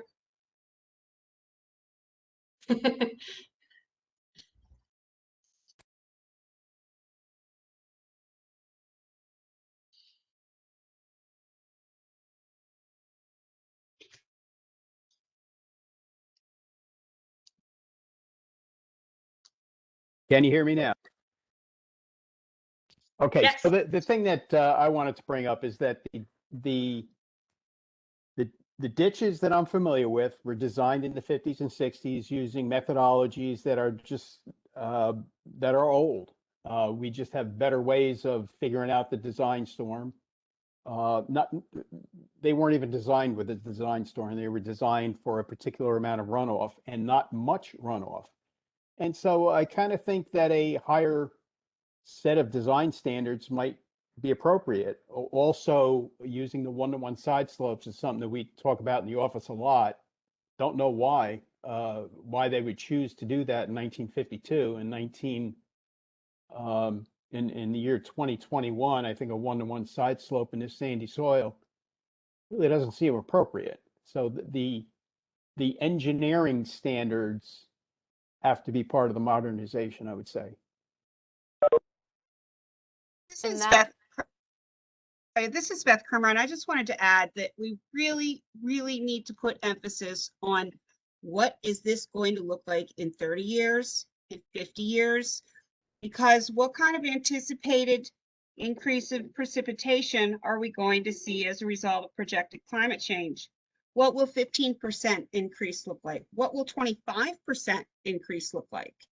And if we're already seeing capacity problems now in the conveyance systems, in our lifetime, we are going to see big problems when we get older, for sure, and especially in Sussex County, I believe. So my question is, what does that change look like? Because I mean, right now, to just go and completely redesign the system that's not feasible. So is it just when land development projects come through, now we were requiring you to change the design of this ditch to meet your thing? Like, I don't know that we can do that. So how do we, if we are saying we need to redesign, how do we approach that to handle increased precipitation? Any ideas? I wouldn't say redesign anything. What I would say is that our standards would be upgraded to reflect what we know now. For instance, the 100 in my time as a civil engineer, the 100-year flood, or the 100-year rainfall, I should say, the 24-hour 100-year rainfall has increased about an inch. In my career, the level of the ocean as observed from the ground has gone up about a half a foot. So jobs that I worked on in the 1970s, our outfall elevation is underwater. It used to not be underwater. So if we have a set of more modern standards, we don't necessarily use that to redesign anything, but when the opportunity comes about that we are going to be working on a ditch, we can say, okay, here's our new standards. Here's what the new rainfall rates are. Here's what we'd rather have as a ditch side slope rather than what they decided in 1952. And I would even go to the extent of projections of increased precipitation and design for 20 years out if you're going to make the change. What might the 100-year storm look like in 20 years? And that's just a thought. So is there any ideas to address the next challenge that comes with that by moving away from one-to-one, so less steep slope on your sides? You're then making a wider channel, which means your right-of-way is then moving out. And most people don't want to give up their land to do that. So any ideas to think outside the box there? Well, this is Ed Linnae. I would say, and I think this is where the drainage program has been heading, is that, I mean, not so much that you're going to be able to increase the right of way, but I'm involved with a lot of developers that come in and ask me to get the right-of-ways reduced. And so there probably has to be more thought going forward about the willingness to reduce right-of-ways up to a certain point, knowing that side slopes and ditch bottoms may have to get wider in the future. And again, I think the program is headed in that direction. I mean, I guess in my experience, I've seen the tendency to not reduce beyond a certain level getting wider and wider, but that's, I think before you get to all that, you got to make sure that you have room to do whatever you're going to do in the future.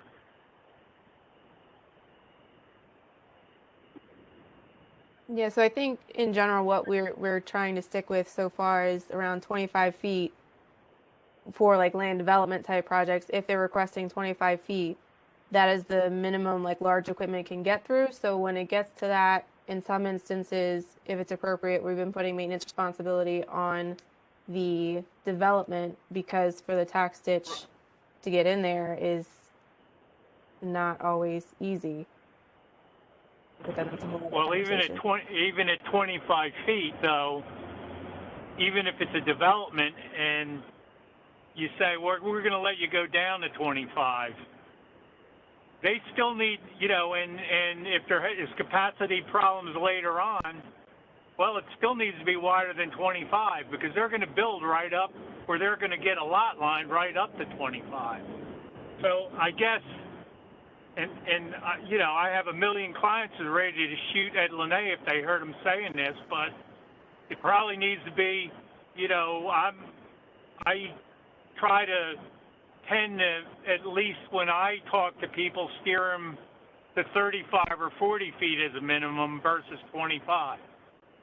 And, again, maybe where you don't have like very high ditch banks, maybe you let it go something below that. But I guess in my way of practical thinking, I start thinking about 35 or 40 feet as the minimum that should be acceptable.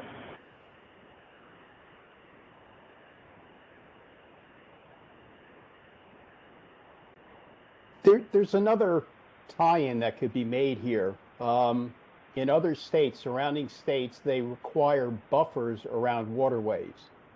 Now, I know these are not natural waterways, but if there were a buffer provided around each tax ditch that has a water quality benefit, and maybe it could be used also as access. So if you have a 25-foot right-of-way, you're not getting much water quality improvement for water that's running into the tax ditch. If you start getting into the 35 or 40 foot, or if you get into a 50-foot buffer instead of a right-of-way, you start getting water quality, and the laws seem to be going in that direction. So are you talking grass buffers, tree buffers? What kind?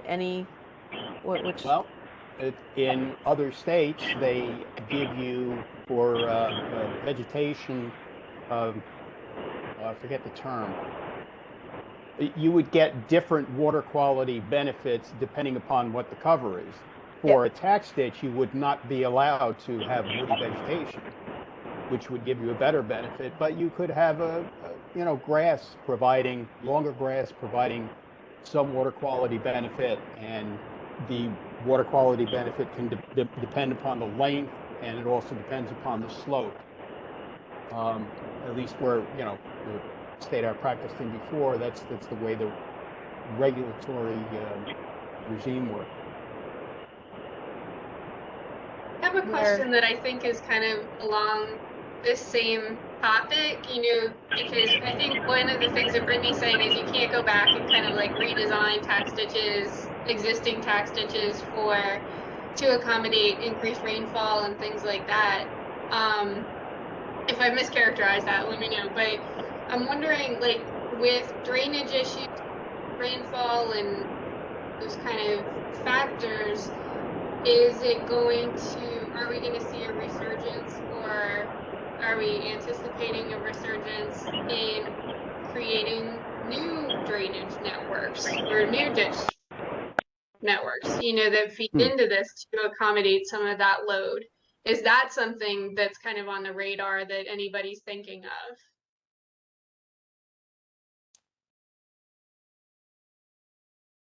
You know, I don't know. The developments that come in, all the newer developments, all have detention and retention and recharge and all sorts of BMPs that are meant to reduce the discharge to whatever existing condition is. So theoretically, you put a brand new housing development next to a tax ditch, you shouldn't be getting more runoff into that tax ditch.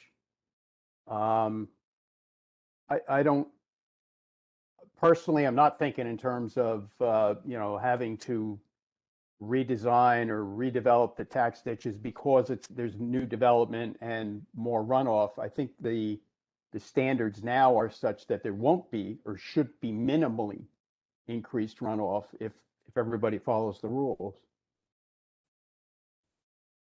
Okay. I don't know if that answers the question. It was just a thought. It may be not a very bright one. No, that's great.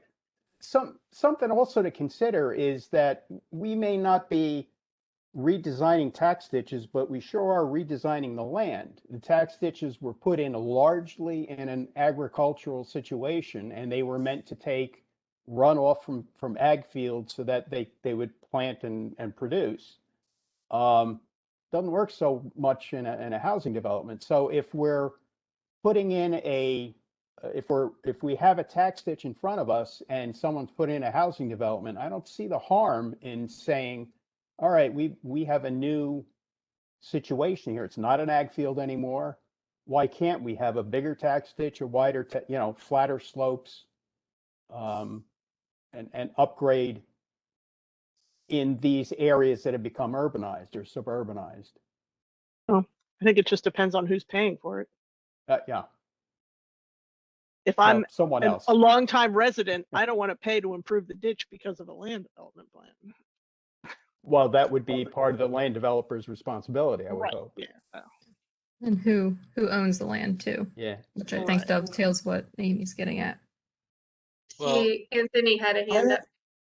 I have a really bad question to ask. I'm sure I'm going to catch heck for it, but I got to ask it. If an area is developed and is no longer agricultural, and the tax ditches are no longer feeding agricultural areas, why does it still exist or need to exist as a tax ditch? I'll interject. You have to also, there could still be agricultural land upstream that's flowing through that tax ditch. Downstream, you mean, sir? The agricultural land upstream. right. Because still the served by that tax ditch. And you have, It's part of a living system, is what, and I agree with you. The question goes back to how we, like in Townsend, the two tax ditches now, and I know we have farms around us, of course. But those two tax ditches are right in the middle of developments. They're not interconnected they're not even interconnected to environmentally sensitive or water management areas. there are tax ditches that are primarily only pipe systems for a condominium type of apartment building complex. So it's kind of about water management and being able to recoup any future maintenance and construction costs. The tax ditch law does promote that they are for primarily agricultural purposes, but it doesn't have to. Yeah, it doesn't have to be. Some of the more recent ones aren't necessarily all agricultural either. So I think a lot of it has to do with timing of when they were created. It also plays a factor. And ultimately, they remain because they still provide some level of benefit. I mean, it may not be equivalent to what's expected today with the land use that's there now, but to eliminate them, you either have to get enough signature, like everyone in the watershed to agree, either at a meeting with a vote or at, with a court order change. There are channels that end up getting eliminated through development processes at times because eliminated or relocated. That happens quite often actually through land development plans. I just had to ask, I hope y'all don't mind. I know I'm naive, but Yeah. I had to ask the question as it relates to what all we're talking about. I firmly believe that, at least in my view from Townsend, a lot of these ditches are managing stormwater and need to exist. The question is, do I look at them from a stormwater management perspective, or do I look from an agrarian and support perspective as infrastructure? And that's what I'm trying to struggle with, because developers are asking me, hey, that's just a stream. What are you talking about? And it's like, no, it's a tax ditch, or it's a developed stormwater management. What's the rest of your plan to tie in or tie out to make sure you're not overwhelming that system? Well, and some tax ditches have portions that are streams.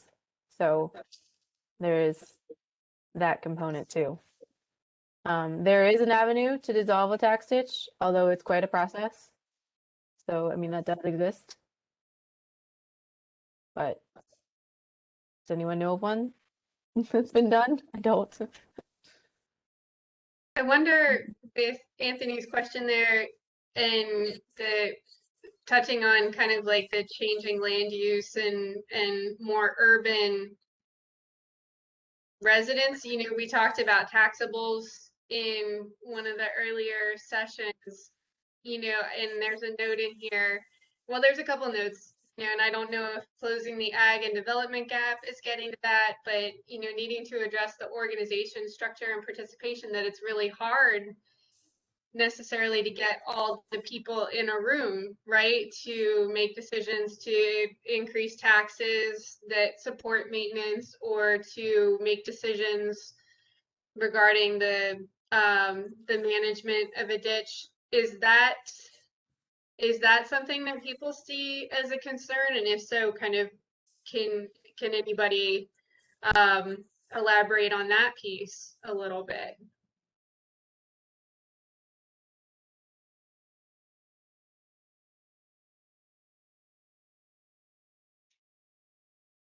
I was just looking, there's a question in the chat. Does the tax ditch law empower the organization to tax at different rates depending on whether the land is agricultural or urban?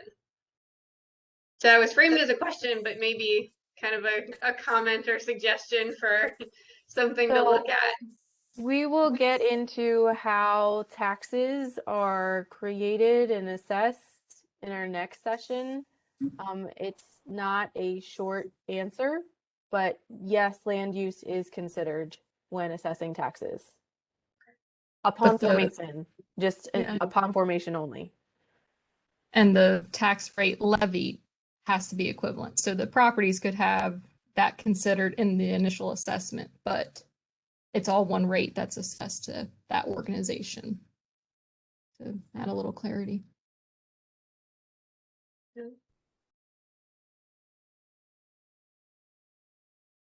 Did anybody come to the table though thinking that tax ditch modernization means changing up the roles of tax ditch managers and organizations, or that is kind of working solid and functioning effectively as is?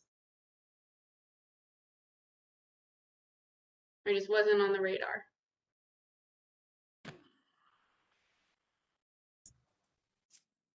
Probably should be part of the suite of recommendations for improvements in modernization. Thanks, Richard. Hey, Jen. Yep. The tax ditch officers do play a large role, and that is something that we're really struggling with, keeping the ones that we have and getting new ones. So that is a big deal for us. Okay. Recruitment and retention. Yes. Especially because It is a is. To be thankless, volunteers. it is a thankless volunteer position. You hear plenty of grief from tax ditch members that are unhappy about something, and very few compliments about how you've fiscally been responsible at managing the funds. Yeah, and that is ever important because the only people who have access to the tax ditch funds are the officers themselves. I see a note from Debbie in the chat to add in there, tax ditch officer recruitment and retention is very important. So much so, we're going to talk about it in session 7. It's in there. Plug for Yes. future sessions. So, You know, that may be something that's good. Down in Sussex, we usually have a tax ditch breakfast. That might be something good to bring up to the tax ditch officers that show up that, that may be a good idea at some point to try to mentor someone to take that job. I know my father turned it over to me. I didn't realize what he was doing, but now I do. But I actually know some tax ditch officers that should have retired 10 years ago and just won't. I mean, they can't even get out and really look at the ditch, but they like the control, I think. But that may be a special case, but I'm sure there's more than one. If they've still got control of the funds, then they can still make the decisions. But maybe that's tough for some of them to give up, but they need to. okay. Let's see. I'm looking back over our list here. Have I missed anything?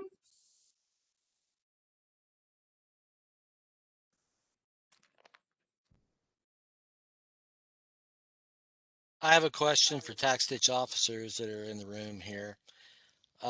If you had a sign along the road where a tax ditch goes underneath the road that said, this is, so-and-so tax ditch, contact DNREC Division of Watershed Stewardship Drainage Program if you have questions or what have you.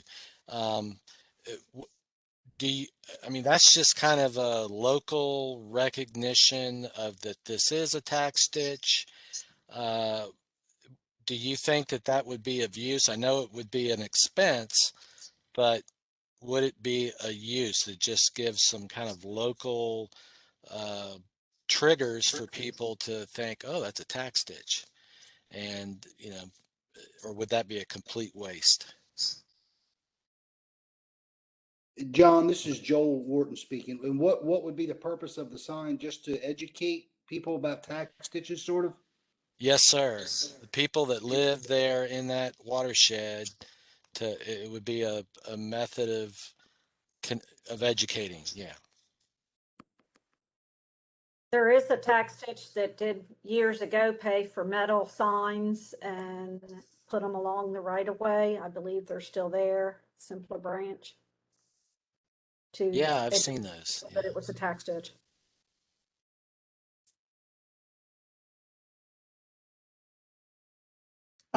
This is Anthony. I think there'd be value to that if there was a standardized sign, standardized logo, so that we start to develop an understanding for it.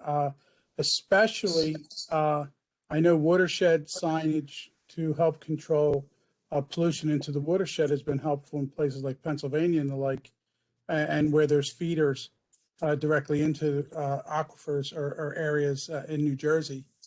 They've been very helpful for those that are willing to participate. Those that don't care just don't care. But I think that would be great for community awareness, to be quite honest. It also could define the right of way to be very valuable. Thank you. Thank you.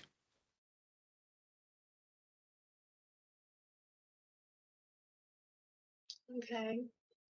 I think I've addressed all the responses to the poll, but are there any other comments? We're kind of a few minutes away from 4 o'clock. So we have a little bit of time if anybody has any additional comments to put out there.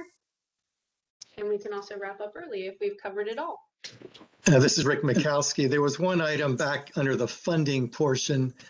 There's a difference, at least up in the tax issues in Newcastle County, how some of them were formed, where how the properties were assessed under the commissioner's report.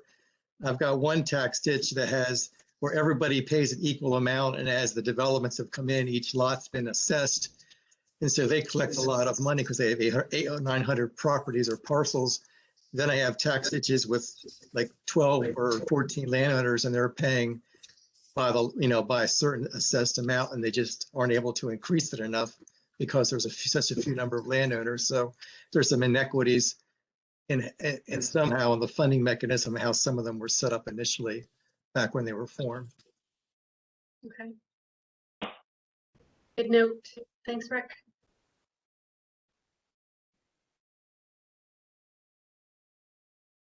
Okay.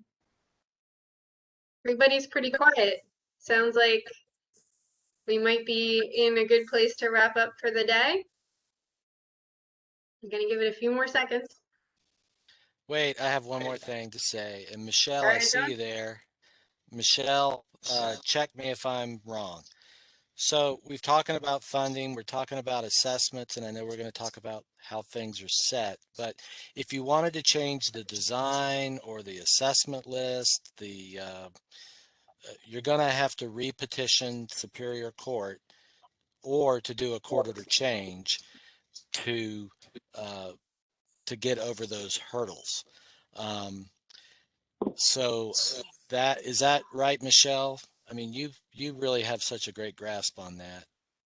Thank you. For the most part, definitely for any kind of change to the design or right of way of the tax ditch would require, like you say, a petition to the court to change it or a court order change.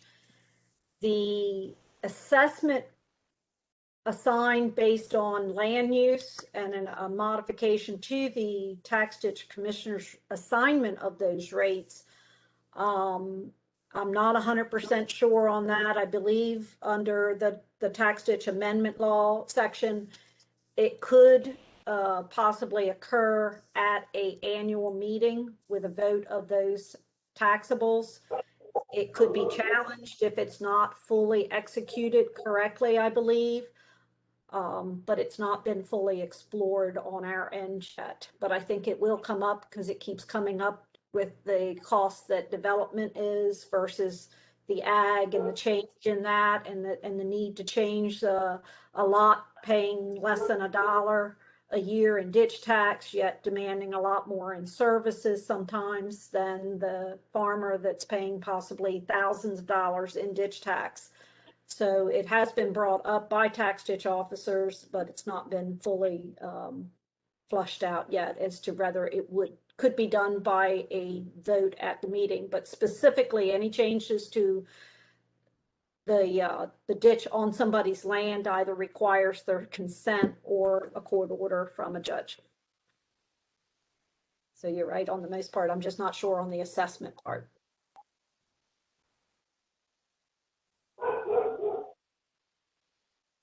Thanks. Good question and clarification. So I am looking to Melissa and Brittany and Marcia to see if we've covered everything or if there's any kind of closing thoughts before we wrap it up for today. I think we've covered everything. I was just going to reiterate that next session, we will be talking about insufficient funds and financing tax ditches, where we'll talk about assessment assignments and things like that and how tax ditches levy their rates or what we call warrants.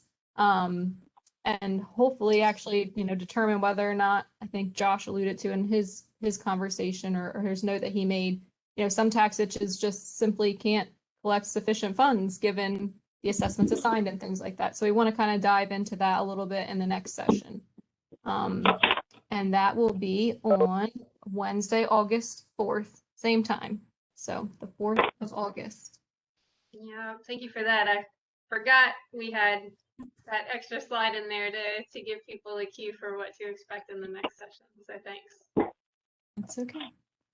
All right, so with that, I want to thank everybody for the great discussion today and bringing up really good points and all the feedback. And just if you have anything else, be sure to shoot it our way. And otherwise, we will see you on August 4th for our next, we've got 3 more. So we're in good shape.